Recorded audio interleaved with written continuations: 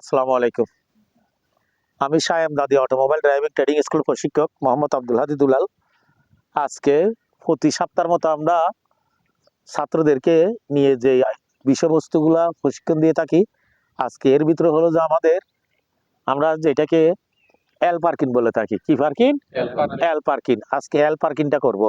এল পার্কিংটা করার জন্য আমাদের মূল লক্ষ্য হচ্ছে যে কি, আমরা যে এই এল পার্কিংটা করি, অধিকাংশ যারা আমরা বাড়িতে বা একটা বাসা ঘর করব বা একটা বাসা বাড়িতে থাকি, ওইখানে কি হয় আমাদের, হ্যাঁ, এল পার্কিংটা খুব জরুরি হয়ে যায়।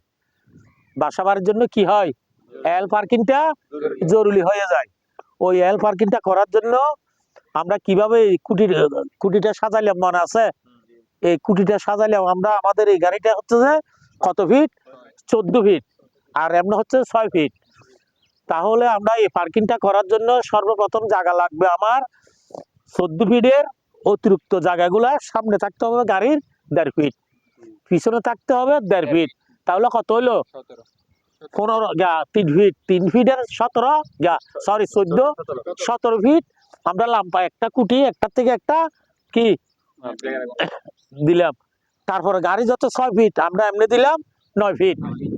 তাহলে ওইদিকে থাকবে 1.5 ফিট, এইদিকে থাকবে 1.5 ফিট, এর মাঝামাঝি গাড়িটা থাকবে। এই গাড়িটা যাওয়ার জন্য যেমন ধরো এটা একটা রোড, এটা কি রোড, এটা একটা রোড।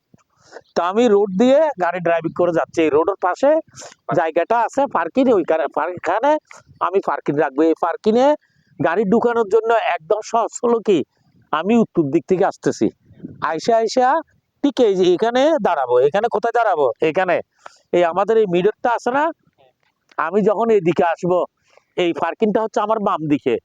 আমি কতটুকু পরিমাণ আসবো, এই ঠিক এই মিডর, এটা আমার এই লাল খুঁটির সাথে খুঁটির বরাবর আসবে। আমি এই দিক থেকে আসা এই বাম পাশের লোকান গ্লাসটা এই খুঁটি বরাবর দাঁড়াইলাম, দাঁড়াইয়া ফুল ডাইন দিকে কেটে আমি ঠিক এইখানে চলে আসব, এইদিকে চলে আসবো। এইদিকে আসার সাথে সাথে আমি কি এতক্ষণ কোন ক্লাস, লোকান গ্লাসকে ফলো করছিলাম, বাম পাশের লোকান ক্লাসকে ফলো করে এইদিকে সোজা কেটে চলে আসলাম। আইসা আবার কিন্তু আসার জন্য কি দিতে হবে, ইন্ডিকেটর দিতে হবে ডাইনে, যেটাকে আমরা সিগন্যাল লাইট বলে, দিয়ে এইদিকে চলে আসলাম। আইসার আস্তে আস্তে আবার আমার ডান পাশে মিডরে এই লোকান গ্লাসটা দেখা যাইতে হবে। এই দিকটা যখন দেখা যাবে তখন আমি মনে করবো আমার গাড়ির পজিশন হয়ে গেছে। আবার আস্তে করে রিপাস দিয়ে আমি পিছন দিকে সোজা চলে যাব। মাথায় থাকবে তো?